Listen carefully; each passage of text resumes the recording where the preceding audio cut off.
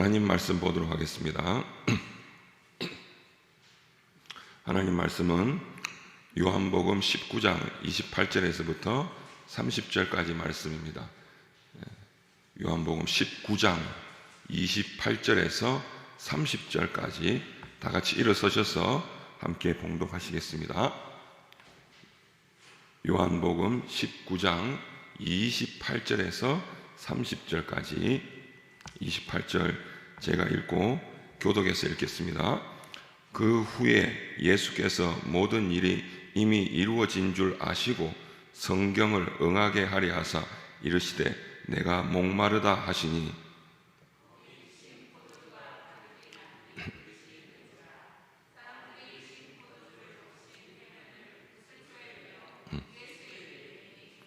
예수께서 신 포도주를 받으신 후에 이르시되 같이 읽겠습니다.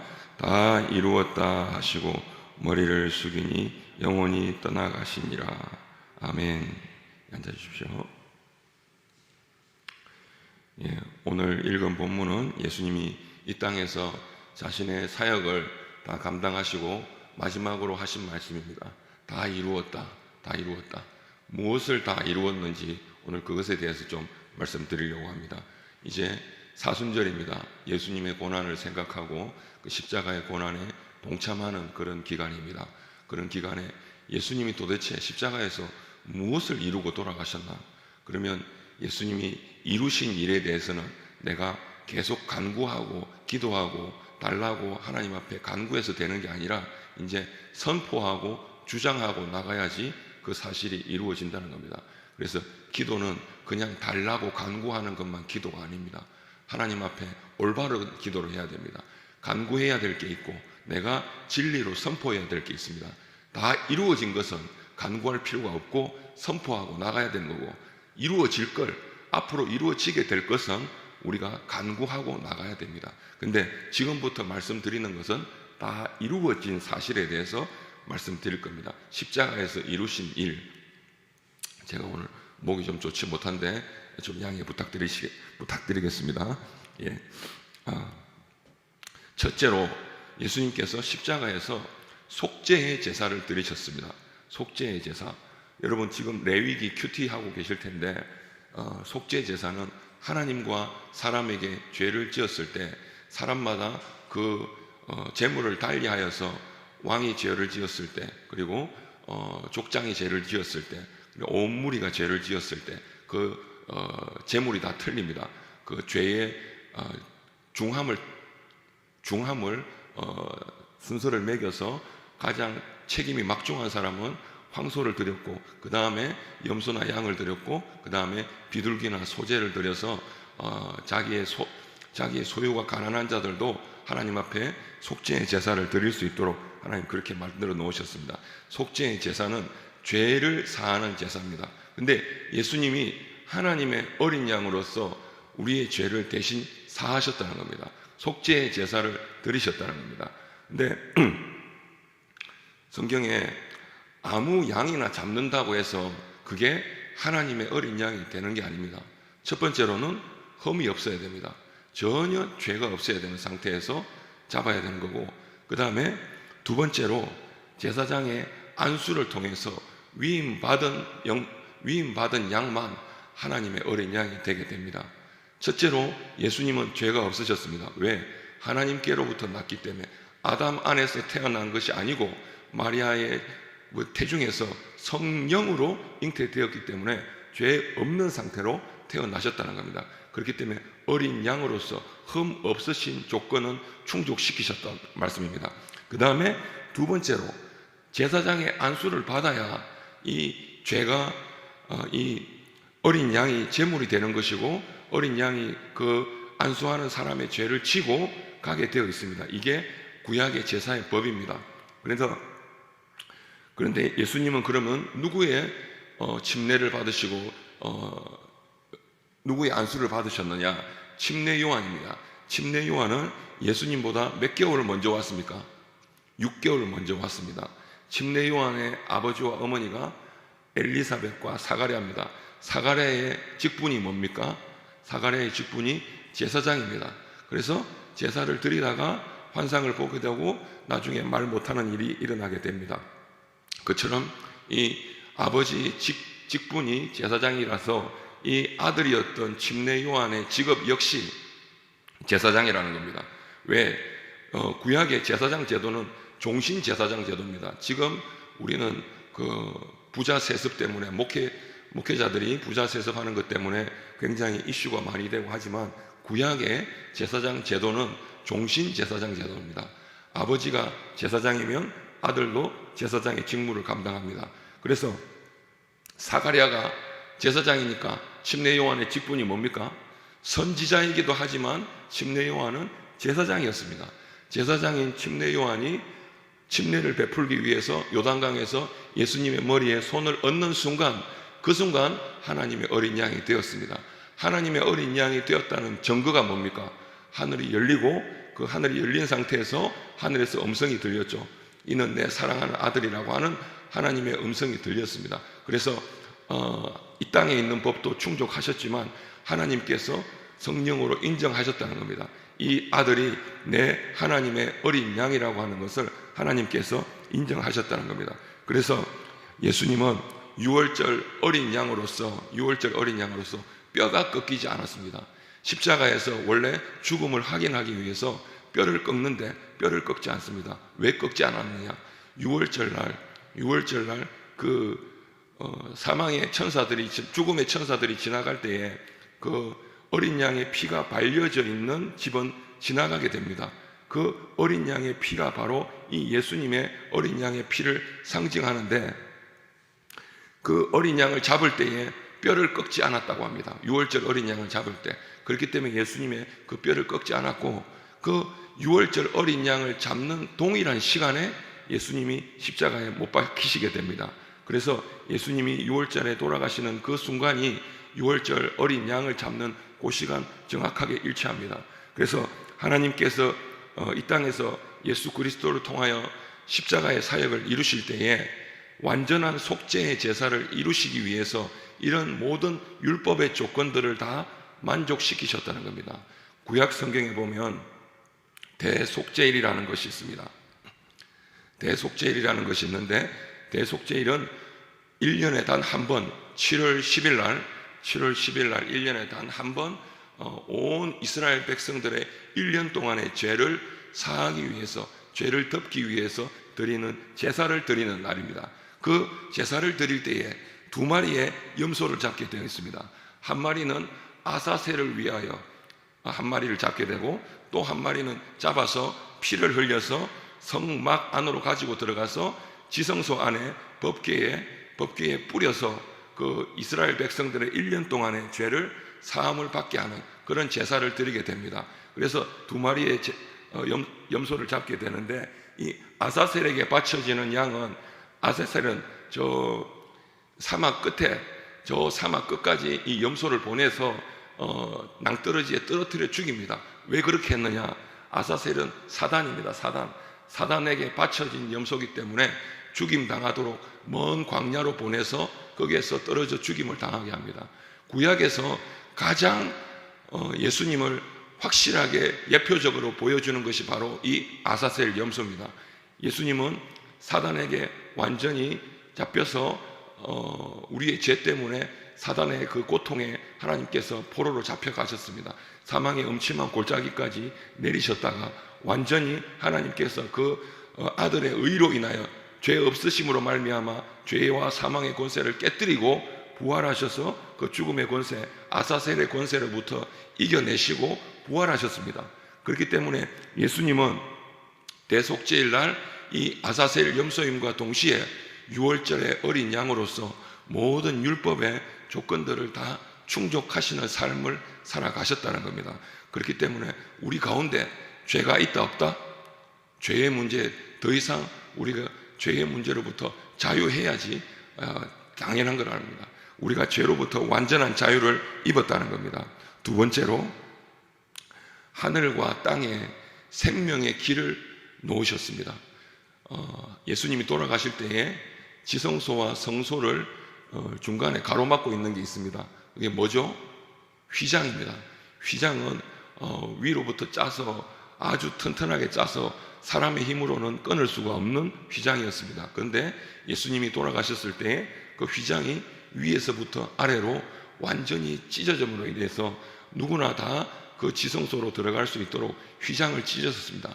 그래서 생명의 길을 이 땅 가운데서 하늘로 갈 수 있는 유일한 생명의 길을 예수님이 만들어 놓으셨다는 겁니다. 유일한 길입니다. 다른 길이 있는 것이 아닙니다. 여러분 속지 마십시오. 많은 사람들이 마지막 시대가 되면 자기가 예수라고 많이 현혹하며 미혹하며 많은 사람들을 미혹에 빠뜨리게 된다고 성경에 기록하고 있습니다. 제가 함께 있었던 경주의 한 교회의 권사님도 참 성경 공부를 열심히 하셨는데 지금 구원파에 빠져 있습니다. 왜 그 교리에 빠져가지고 헤어나오지 못하시는지 아무리 설득을 해도 설득이 잘 안 돼요. 몇 시, 몇 날, 몇 분, 몇 초에 내가 구원받았는지 알지 못하면 구원받았는 게 아니라고 하는 그들의 교리에 속아 넘어가서 자기가 몇 날, 몇 시, 몇 분, 몇 초에 구원받았는지를 그거에만 관심이 가가지고 어떻게 내가 하나님 앞에 예수 그리스도의 보혈로 구원받았다는 사실은 다 까맣게 잊어버리고 언제 구원받았는지 거기에만 마음의 초점이 가 있습니다. 여러분 분명히 아십시오. 생명의 유일한 길은 마음으로 믿어서 의에 이르고 입으로 시인하여 구원에 이릅니다. 그래서 마음으로 믿고 입으로 시인하면 우리에게 구원에 임하는 것이지 몇 날, 몇 시, 몇 분, 몇 초에 구원이 임하는 게 아니라는 겁니다. 마음으로 믿고 입으로 시인하는 순간 성령이 내 안에 들어오시고 내가 거듭나게 된다는 겁니다. 그런데 그 거듭나는 휘장이 찢어지는 사건이 예수님이 죽으심으로 말미암아 내 안에서 일어나게 되었다는 겁니다. 반드시 이 사실을 기억하시고 다른 것들에 휘둘리지 마십시오. 그래서 예수 그리스도 안에 있는 자들은 결코 뭐가 없다고요? 정죄함이 없습니다. 누가 죄 있다고 정죄할 수가 없어요. 어느 누구도 여러분에게 돌 던질 수가 없다고 예수님께서 말씀하셨습니다. 그렇기 때문에 어디서나 죄로부터 자유하셔야 됩니다. 더 이상 죄로부터 나를 풀어달라고 기도하지 마십시오. 당당하게 이제 죄로부터 벗어나셔야 됩니다. 하나님께서 죄로부터 벗어나게끔 하셨기 때문에 그 십자가의 사실을 바라보십시오. 나는 죄와 함께 죽은 사람입니다. 더 이상 죄와 함께 살 수 없는 완전히 죄와 죽은 사람이라는 것을 여러분 기억하십시오. 그 다음에 세 번째로 믿는 자들을 의롭게 하셨습니다. 이 칭의라고 합니다. 칭의. 옛날에 마르틴 루터가 종교개혁을 할 때에 그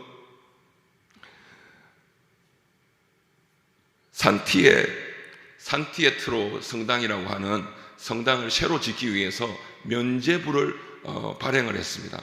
면죄부를 발행을 해서 이 면죄부를 사면 죄를 사함을 받고 지옥에서 천국으로 옮겨진다고 그 성당에서 대주교들이 그렇게 이야기했습니다.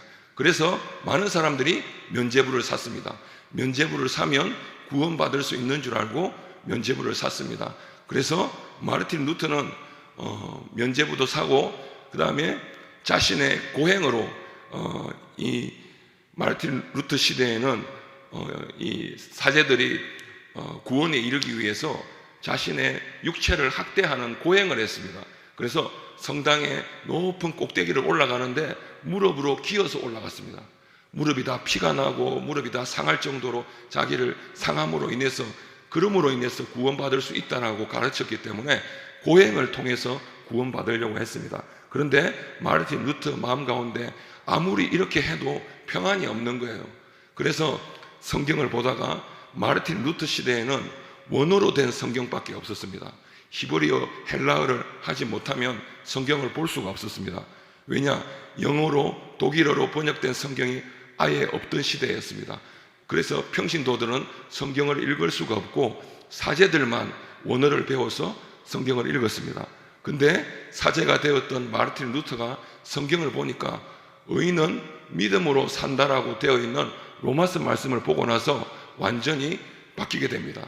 아, 내가 고행으로 구원받는 게 아니고 면죄부로 구원받는 게 아니고 오직 믿음으로 구원받는다는 사실에 마르틴 루터가 꽂히게 됩니다. 그래서 95개조의 반박문을 비텐베르크 성당에다가 붙여놓고 이제 자신이 그 정면으로 그 당시에 천주교 교리에 반기를 듭니다. 그러므로 인해서 전국적으로 종교개혁이 일어나게 되고 독일로부터 시작된 종교개혁은 전 유럽을 타고 전 세계를 덮게 됩니다. 그 중심에 바로 이 칭의가 있습니다. 오직 믿음으로 의롭게 된다. 오직 믿음으로 구원받는다는 겁니다. 우리를 믿음으로 의롭게 하셨다는 겁니다. 믿는 자들은 누구나 의롭고 깨끗한 사람으로 만들어 주실 수 있는 길이 이제 열렸다는 겁니다. 그렇기 때문에 나는 더 이상 죄인이 아니고 의인이라는 겁니다. 나 같은 죄인이 아니고 이제는 의인이라고 예수님이 인쳐주셨다는 겁니다. 더 이상 나 같은 죄인이라고 하시지 마십시오. 이제 하나님께서 의인으로 인쳐주셨다라고 성경이 그렇게 여러분들을 기록하고 있습니다. 그 다음에 네 번째로 모든 만민들을 이제 믿는 모든 사람들을 제사장으로 만드셨습니다. 과거에 성당 천주 구교 시절에 하나님 앞에 나아가기 위해서 예배를 드리기 위해서 죄를 사함 받기 위해서는 반드시 누가 있어야 됩니까? 사제가 있어야 됩니다. 신부님을 통해서 고해 성사를 해야만 하나님 앞에 나아가고 하나님께 죄를 사함 받을 수 있다고 가르쳤습니다. 그런데 이제는 달라졌습니다. 이제는 누구든지 예수 이름만 힘입으면 누구든지 하나님 앞에 나아갈 수 있는 길이 열렸다는 겁니다. 그래서 만인이 이제는 다 제사장이 되었기 때문에 만인이 하나님 앞에 나아갈 수 있는 길이 열렸습니다. 이것을 만인 제사장설이라고 합니다. 그래서 여러분들이 누구나 다 천주교의 신부님의 손을 힘입지 않고도 하나님 앞에 나아갈 수 있게 되었다는 사실을 여러분 반드시 기억하시고, 기도하실 때 죄의 문제를 고백하실 때에 다른 사람의 힘을 빌릴 필요가 없습니다. 예수 이름을 힘입고 주님의 보좌 앞에 나가서 기도하면 하나님께서 그 죄를 사하여 주신다는 겁니다. 사죄의 은총을 받은 사람이 바로 여러분이라는 겁니다. 우리는 사죄의 은총을 받았습니다. 그 다음에 다섯 번째로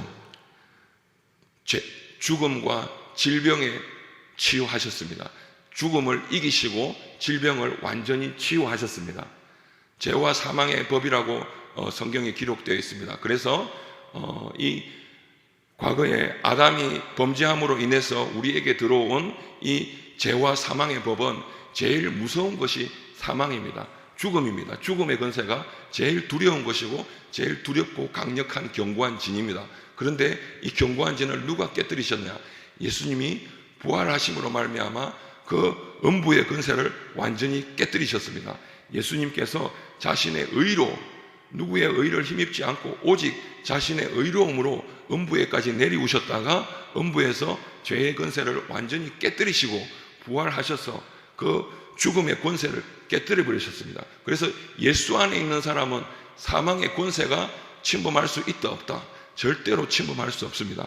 그리고 질병의 권세가 깨어졌습니다.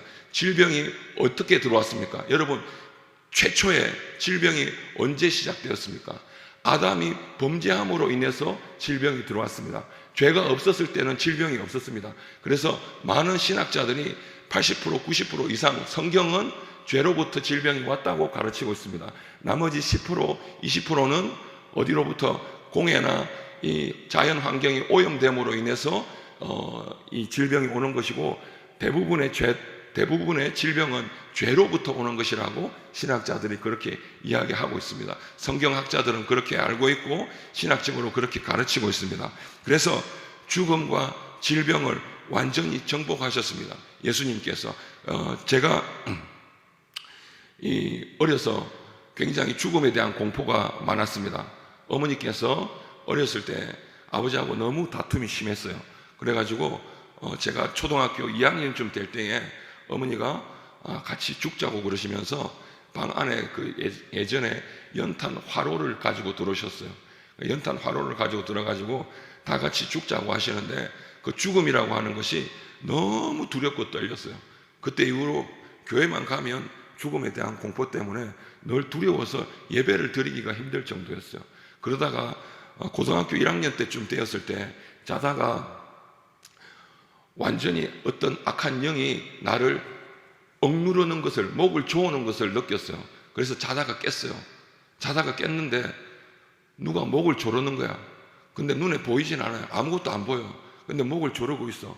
막 일어나서 밖으로 뛰쳐나갔어요. 제가 2층에 살고 있었을 텐데, 단독주택 2층에 살고 있을 텐데, 밑에 부모님이 계시고 위에 공부하느라고 제 혼자 방이 있었어요. 그래서 밑에 부모님을 부르려고 아무리 소리를 치는데도 목소리가 안 나와요. 목을 조르고 있었기 때문에. 그러다가 쓰러져서 잠이 들었어요.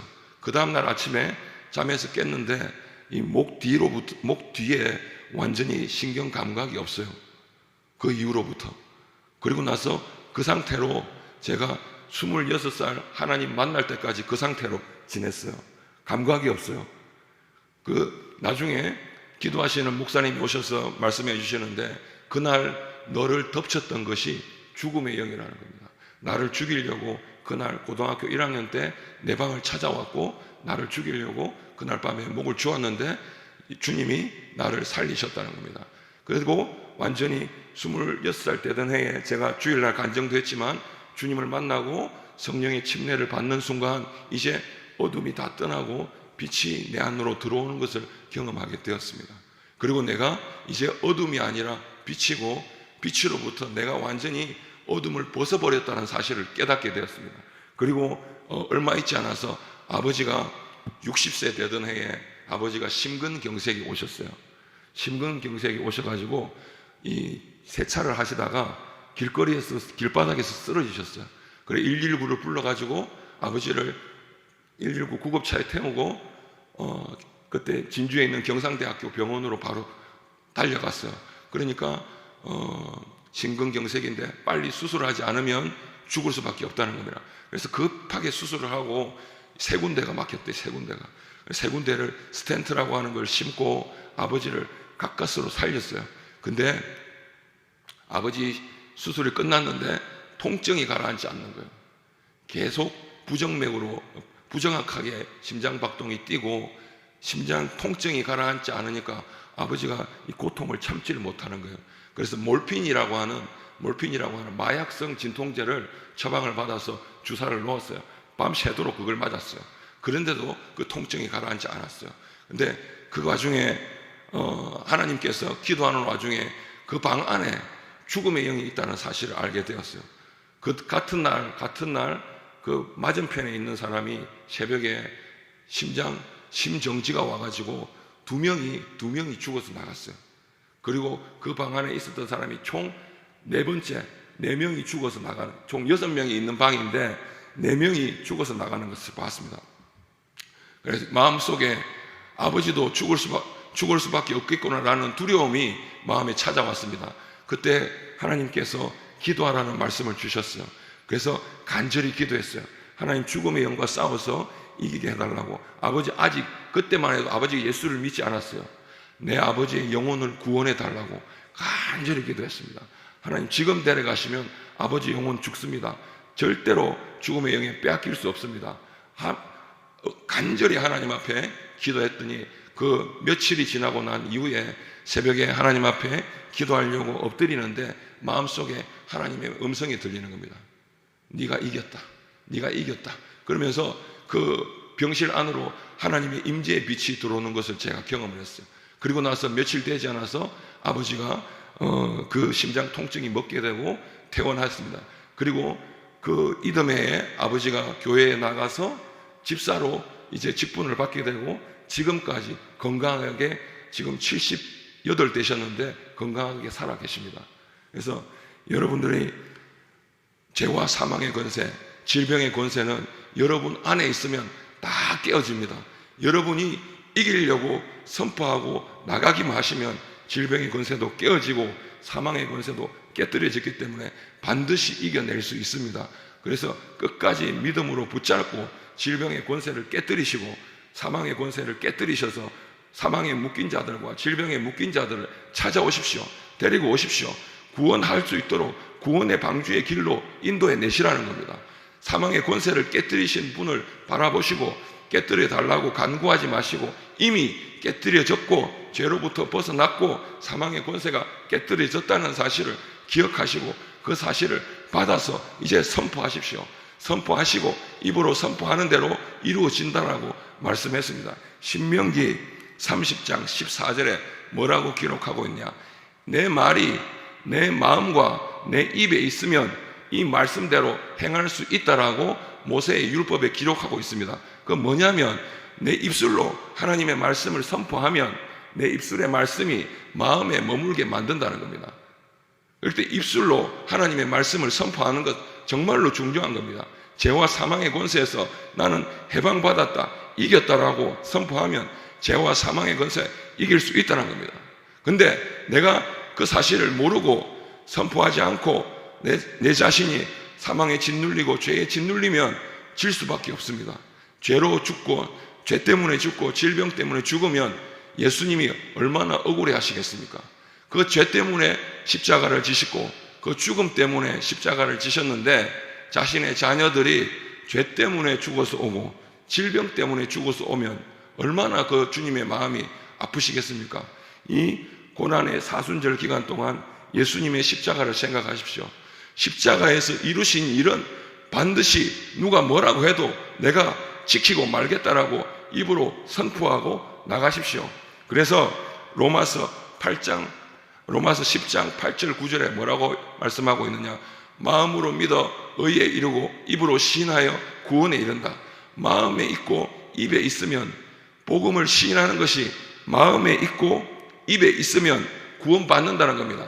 말씀이 마음에 머물고 입에 머물면 구원이 이루어진다는 겁니다. 그렇기 때문에 여러분 입술에 말씀을 머물도록 만드는 것이 너무나 중요하다는 겁니다. 말씀이 입에 머물게 하려면 하나님의 말씀을 선포하십시오. 그가 채찍에 맞음으로 나는 나음을 입었다 말씀하십시오. 선포하십시오. 여러분 한 가지만 제가 더 말씀을 드리겠습니다. 제가 그 찰스 캡스라고 하는 미국의 유명한 영성학자가 있습니다. 찰스 캡스. 이분이 혀의 창조적인 능력을 사용하라라는 책을 썼습니다. 그 책의 마지막 부분에 이분이 예언의 은사가 있어서 하나님께로부터 말씀을 받았는데 마지막 시대가 되면 전염병이 창궐하게 된대요. 바이러스가 창궐하게 되는데 이미 지금 이 코로나 바이러스가 있기 20년 전에 읽었던 책입니다. 제가 20년 전에 읽었던 책, 20년 전에 읽었던 책에 바이러스 때문에 온 세상이 어려움을 겪게 되는 일이 오게 될 것이라고 예언을 하고 있어요. 근데 그게 한 번으로 그치는 게 아니래요. 점점 더 강한 바이러스가 나오게 되고 마지막에는 어떤 약으로도 정복할 수 없는 바이러스가 나타나게 된대요. 슈퍼 바이러스가 나와서 사람의 힘으로는 도저히 잡을 수 없는 바이러스가 나온대요. 근데 단 한 사람의 부류만 그 질병으로부터 이겨낼 수 있대요. 어떤 사람? 예수님이 십자가에서 내 질병을 깨뜨리셨다는 것, 그 질병의 권세를 깨뜨리시고 그가 채찍에 맞음으로 나음을 입었다라고 하는 진리를 믿는 사람들만 살아남을 수 있는 시대가 오게 될 것이다라고 그 책에서 예언을 하고 있어요. 그런 시대가 오게 될 것입니다. 여러분 믿음을 다시 한번 고쳐 잡으십시오. 믿음으로 붙잡고 말씀으로 붙잡고 죄와 사망의 권세를 깨뜨려서 이겨낼 수 있는 여러분 되시기를 예수 이름으로 간절히 축복드립니다. 제가 한 가지만 더 말씀드리고 마무리 짓겠습니다. 6번째로 쉐키나의 영광. 여러분 쉐키나라고 하는 말 들어보셨습니까? 쉐키나라고 하는 것은 모세가 성막을 지어놓고 성막이 짓고 나서 구름 기둥과 불 기둥으로 하나님의 임재의 현현이 나타나기 시작했습니다. 그동안은 하나님은 말씀으로는 역사하시고 불로는 역사하시는데 눈앞에 보이는 형체로 나타나는 것이 아니었습니다. 근데 마치 하나님의 임재가 손에 잡힐 듯이 눈앞에 나타나 보이는 구름 기둥과 불 기둥의 형태로 나타난 것을 쉐키나라고 해서 히브리 유대인들은 지금도 그 쉐키나의 영광스러운 그 하나님이 다시 자기들에게 임하길 고대함으로 쉐키나의 하나님을 찬양합니다. 근데 그 쉐키나의 영광이 회복되어졌다는 겁니다. 누구 안에서? 예수 그리스도 안에서 쉐키나의 영광이 회복되어졌다는 겁니다. 그래서 교회사 시대에 보면 부흥이라고 하는 것이 있습니다. 우리나라에 1907년도에 평양 대부흥이 있었습니다. 하나님의 임재의 현현이 눈에 보일 정도로 너무나 분명하여서 부정할 수 없을 정도로 눈앞에 하나님의 임재가 나타나는 현상을 부흥이라고 합니다. 그래서 영국의 웨일즈에 1905년도에 그 하나님의 부흥이 있었고, 웨일즈 부흥이 있었고, 미국의 아주사에 1906년도에 아주사 부흥이 있었습니다. 웨일즈 부흥이 일어났을 때 이반 로버츠라고 하는 사람을 하나님께서 쓰셔서 전 영국에 하나님 엄청난 부흥을 일으키셨고, 그 다음에 아주사 부흥을 일으키셨을 때 미국의 이 사무엘 셰뮤어라고 하는 이분을 통해서 하나님의 현현이 얼마나 강하게 나타났든지 온 도시 전체가 하나님의 임재에 가득히 붙잡혀 있다는 걸 느낄 정도였다는 겁니다. 그것을 믿지 않는 자가 도시 전체에 하나님의 기운이 감돌고 있다는 걸 느낄 정도로 그만큼 하나님의 임재가 강하게 나타났다는 겁니다. 그 쉐키나의 영광이 부흥으로 나타났다는 겁니다. 그래서 1907년도에 우리나라에도 평양의 대부흥 운동이 일어났습니다. 그래서 2007년도에 100년 되는 해에 다시 한번 하나님의 성령의 불을 달라고 그렇게 기도했는데, 마지막 시대에 그런 거룩한 성령의 불이 다시 임할 것을 성경이 예언을 하고 있습니다. 마지막 때에 말세에 내가 내 영을 만민에게 부어주리라 라고 약속하고 계십니다. 그 약속이 이제 이루어질 때가 임박했다는 겁니다. 그렇기 때문에 여러분, 그 쉐키나의 영광, 하나님 앞에 하나님이 눈에 잡힐 정도로 눈앞에 보이는 그 하나님의 현현과 임재에 이제 우리가 그 하나님의 임재와 그 사랑 안에 머물 수 있는 그런 존재가 되었다는 겁니다. 그 하나님의 법궤에 있던 임재는 어디로 들어왔습니까? 하나님의 성전이 이제 어디에 있습니까? 우리 몸이 하나님의 성전이 되었습니다. 법궤는, 보좌는 우리 몸 안에 있습니다. 하나님이 내 안에 들어와 계십니다. 그렇기 때문에 쉐키나의 영광이 이제 우리에게 나타나는 겁니다. 그렇기 때문에 하나님의 임재도 경험할 수 있고 하나님의 영광도 경험할 수 있게 되는 것입니다. 그래서 제가 주일날 두 번째 성령의 침례를 구하라고 말씀드린 것도 이제는 하나님의 현현을 맛보며 사는 시대예요. 그냥 몸이 건조하게 하나님 말씀만 입으로 외우면서 사는 시대가 아니에요. 하나님의 임재를 눈으로 보면서 피부로 느끼면서 경험하면서 사는 시대입니다. 하나님을 안다라고 말할 때 그 알다는 야다. 아담과 하와가 첫날 밤을 보내고 서로를 알았다라고 성경이 기록해 있는데, 그 알았다라고 하는 기록이 바로 서로의 성적인 관계를 통해서 경험을 통해 알았다는 것을 야다라고 표현합니다. 야다. 그래서 하나님을 아는 것은 야다로 아는 것이지 지식으로 내가 배워서 아는 게 아니라는 겁니다. 경험을 통해서 아는 것이 하나님을 아는 것입니다. 그렇기 때문에 여러분, 하나님을 알게 되시기 바랍니다. 야다의 하나님을 여러분 경험하셔야 됩니다. 이제는 더 이상 우리가 말로만 외우고 귀로만 듣는 시대가 아니라 하나님을 경험하고 체험하고 느끼는 시대에 우리가 살고 있다는 겁니다. 예수님의 십자가에서 이 일을 이루셨다는 겁니다. 제가 6가지를 말씀드렸습니다. 첫 번째, 속죄의 제사를 드리셨다. 두 번째, 구원의 길, 생명의 길을 보이셨다. 세 번째, 믿는 자들을 의롭게 하셨다. 칭의. 그 다음에 네 번째, 만민을 제사장으로 삼으셨다. 그 다음에 다섯 번째, 죽음과 질병을 정복하셨다. 여섯 번째, 쉐키나의 영광을 회복하셨다. 그렇기 때문에 여러분, 이것을 누리고 사셔야 됩니다. 그냥 적어놓고 한번 보고 잊어버리면 안 됩니다. 끝까지 붙들고 믿음으로 기도하며 이루어내야 됩니다. 내 안에 영적인 가나안 땅이 주어져 있습니다. 얼마만큼 정복하느냐 정복하지 못하느냐는 내가 싸우느냐 싸우지 않느냐에 달려 있습니다. 천국은 침노하는 자의 것입니다. 반드시 침노해서 빼앗아 오십시오. 그것은 내 것입니다. 하나님 안에 있는 질병의 치유는 내 것이고 주님 안에 있는 성령의 임재와 평안은 내 것입니다. 사단에게 빼앗기지 마십시오. 두려움과 염려에 절대로 빼앗겨서는 안 되는 것입니다. 그렇기 때문에 끝까지 믿음으로 붙들고 승리할 수 있는 우리 이리 침례교회 성도님들 되시기를 예수 이름으로 간절히 축원드립니다.